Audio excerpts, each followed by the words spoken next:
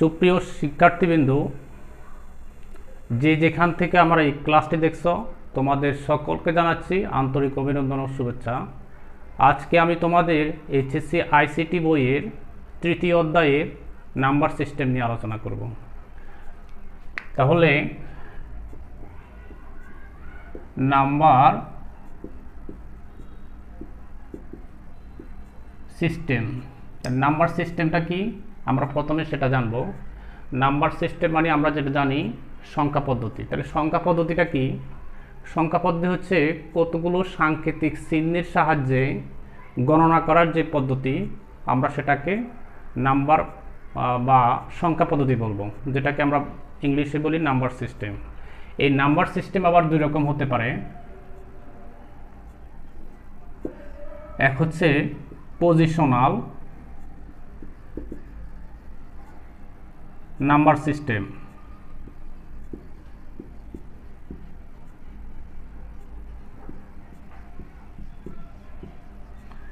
দুই হচ্ছে নন positional.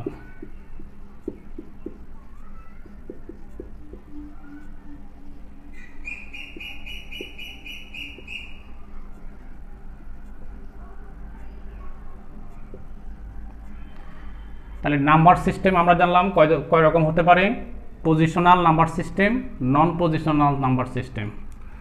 Positional number system আমরা যেটাকে বুঝি, যে সকল সংখ্যা পদ্ধতির স্থানীয় মান আছে, যে স্থানীয় মান যেগুলোর আছে সেগুলোকে আমরা নাম্বার সিস্টেম বলি। যেমন দেখো, এখানে যদি 3, 5 লিখি, তাহলে 3, 5টাকে এখানে 5-এর মান কত হয়? 5 × 1, অর্থাৎ এটাকে একক ধরা হয়।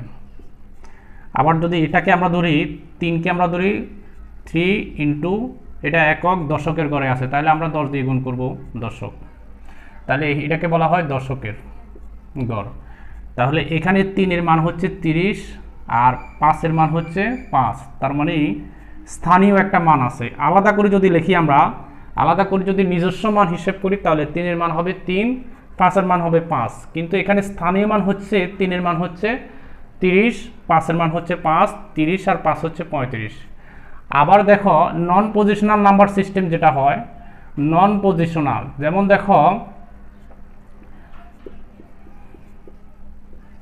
এখানে কত হচ্ছে, এখানে দেখো এটা হচ্ছে 10, এই 10 20, এই 10 30 আর এই 5 35। তাহলে এই দেখো এখানে হচ্ছে 35, এখানে স্থানীয় মান হিসাব করা হয়েছে, আর এখানে হচ্ছে নিজস্ব মান হিসাব করা হয়েছে।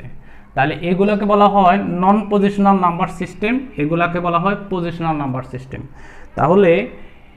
তাহলে তোমরা যদি সংজ্ঞায় আসে অথবা এমসিকিউতে আসে পজিশনাল নাম্বার সিস্টেম কি, তখন তোমরা বলবে যে নাম্বার সিস্টেমের স্থানীয় মান আছে সেগুলো হচ্ছে পজিশনাল নাম্বার সিস্টেম। আর নন পজিশনাল নাম্বার সিস্টেম, যে নাম্বার সিস্টেমের স্থানীয় মান নেই, এগুলাকে বলা হয় নন পজিশনাল। এগুলো এখন ব্যবহারও নেই, নন পজিশনাল নাম্বার সিস্টেমের ব্যবহারও নেই।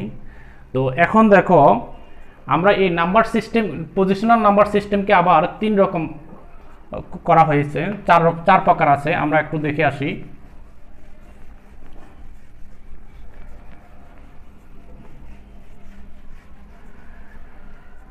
এখন দেখবো আমরা positional number system.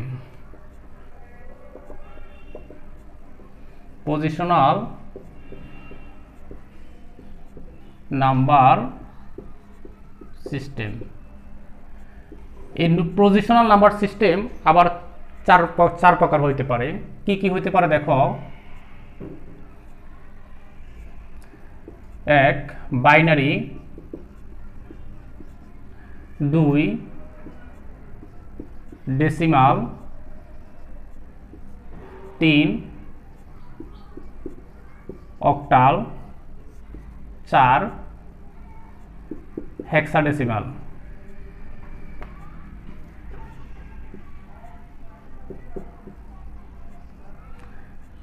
Binary number system, decimal number system, octal number system, hexadecimal number system.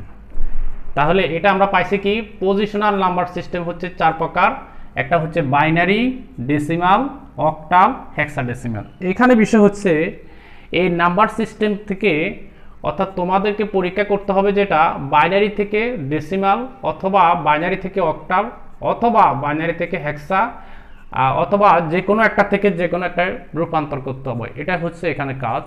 তাহলে এখানে করার আগে আমরা দেখব এখানে এই বাইনারি সিস্টেমের এখানে বেস হচ্ছে, আমরা দেখব বেস হচ্ছে 2, আর এটার বেস হচ্ছে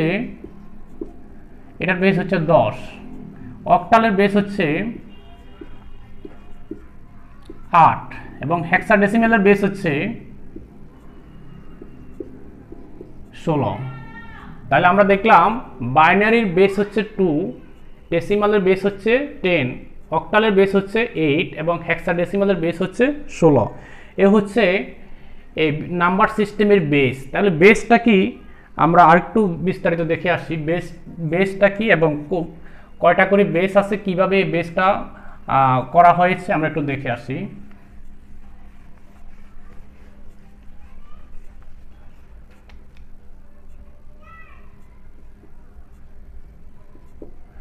পজিশনাল নাম্বার সিস্টেম। তাহলে বেস হচ্ছে, আমরা যদি এখানে 1 নম্বরে লিখি বাইনারি,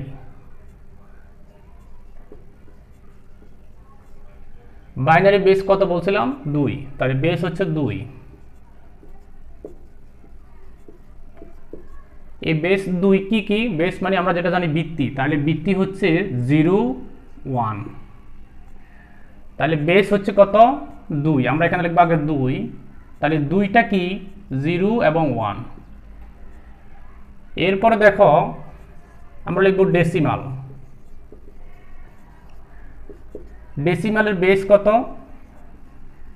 বলছিলাম, বেস হচ্ছে 10। তাহলে 10 কি হবে, এখানে অঙ্কগুলো কি হবে 0 1 2 3 4 5 6 7 8 9, এই 9 পর্যন্ত। তাহলে দেখো 1 থেকে এখানে 9টা অঙ্ক আছে, 9টা ডিজিট আছে, এখানে একটা আছে 0, তাহলে হচ্ছে 9 আর 1 হচ্ছে 10। এখানে দেখো একটা 1 আছে আর একটা 0, তাহলে 2। তার মানে আমরা বেস বুঝতে পারবো মোট চিহ্নের সংখ্যাকে আমরা বেস বলবো। এখানে চিহ্ন 2টা, যার কারণে বাইনারি বেস 2, এখানেও চিহ্ন হচ্ছে মোট 10টা, যার কারণে এটার বেস হচ্ছে 10। এখন দেখো 3 নম্বর বেস কত? 3 নম্বরে আমরা যেটাকে অক্টাল ধরলাম, অক্টাল নাম্বার সিস্টেমের বেস হচ্ছে 8। তাহলে এই 8 কি অঙ্কগুলো কি অঙ্ক বা প্রতীক? এই প্রতীকগুলো হচ্ছে 0 1 2 3 4 5 6 7 4 হেক্সাডেসিমাল।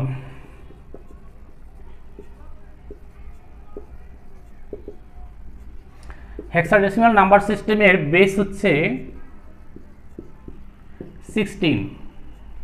আর এই 16 কি অঙ্কগুলো আমরা দেখব 0 1 2 3 4 5 6 7 8 9, এরপর আর 10 হবে না, এরপর এখানে হবে A B C D E F। আমি আরেকটু এটা গ্লান্স করি, সেটা হচ্ছে বাইনারি নাম্বার সিস্টেম, এটার বেস হচ্ছে 2, এটার অঙ্ক হচ্ছে 0 এবং 1। এটাকে আমরা অঙ্ক বলতে পারি, ডিজিটও বলতে পারি, অথবা এটাকে সিম্বলও বলতে পারি, বাংলায় বলে এটাকে আমরা চিহ্ন বলতে পারি, আরও বললে আমরা প্রতীকও বলতে পারি। তাহলে প্রতীক এখানে কয়টি? 2টি। এই 2টা প্রতীক আছে বলে এটার বেস 2। আবার দেখো ডেসিমালের বেস কত লিখেছিলাম 10, যেটা আমরা সচরাচর সবসময় ব্যবহার করি, আমরা অঙ্ক করতে ব্যবহার করি, যেটা সবচাইতে বেশি, সেটা হচ্ছে ডেসিমাল। বেস হচ্ছে কত 10। কিভাবে 10 হলো? এখানে প্রতীক কয়টা আছে 1 2 3 4 5 6 7 8 9, তাহলে 9টা, আর এখানে 0 একটা 10টা, যার কারণে এটার বেস হচ্ছে 10। অক্টালের বেস কত? অক্টাল হচ্ছে বেস হচ্ছে 8। কিভাবে 8 হলো? অক্টালের সর্বোচ্চ বেস হচ্ছে, এখানে হচ্ছে ডিজিটটা হচ্ছে 7, তাহলে 1 থেকে 7 7টা, আর এখানে একটা 0 8টা, এই জন্য এটার বেস হচ্ছে 8। হেক্সাডেসিমালের বেস হচ্ছে কত? 16। তাহলে এখান থেকে 1 থেকে 9 পর্যন্ত হচ্ছে 9টা, এর মান হচ্ছে 10। তাহলে এ যদি 10 হয়, বি হচ্ছে 11, সি হচ্ছে 12, ডি হচ্ছে 13, ই হচ্ছে 14, এফ হচ্ছে 15 বা 15। তাহলে 1 থেকে এফ পর্যন্ত হচ্ছে 15টা, আর 0 একটা হচ্ছে 16টা, যার কারণে এর বেস হচ্ছে 16। সুপ্রিয় শিক্ষার্থীবৃন্দু, আমরা আজকে যেটা জানলাম এই চ্যাপ্টারে ইন্ট্রোডিউসটা আজকে আমরা জানলাম। প্রথমত হচ্ছে নাম্বার সিস্টেম কি, কতগুলো চিহ্ন দ্বারা গণনা করার যে পদ্ধতি এটাকে বলা হয় নাম্বার সিস্টেম। এরপরে নাম্বার সিস্টেম হচ্ছে কত ধরনের হতে পারে, পজিশনাল নাম্বার সিস্টেম, নন পজিশনাল নাম্বার সিস্টেম। নন পজিশনাল নাম্বার সিস্টেম যেটা আগে ব্যবহার করা হতো, যেটা নিজস্ব মান ব্যবহার করা হয়, যেটা এখন ব্যবহৃত নয়, এটাকে বলা হচ্ছে নন পজিশনাল। পজিশনাল যে নাম্বার সিস্টেম সেটা হচ্ছে যেটার স্থানীয় মান আছে। বিশেষ করে পজিশনাল নাম্বার সিস্টেম হচ্ছে 4 প্রকার, যেমন দেখো বাইনারি, ডেসিমাল, অক্টাল এবং হেক্সাডেসিমাল। পরবর্তী ক্লাসে এই নাম্বার সিস্টেমগুলো একটা নাম্বার সিস্টেম থেকে আরেকটা নাম্বার সিস্টেম কীভাবে রূপান্তরিত করা হয় সেটা আমরা খুবই সহজভাবে দেখাবো। সে পর্যন্ত ভালো থাকবে। আল্লাহ হাফেজ।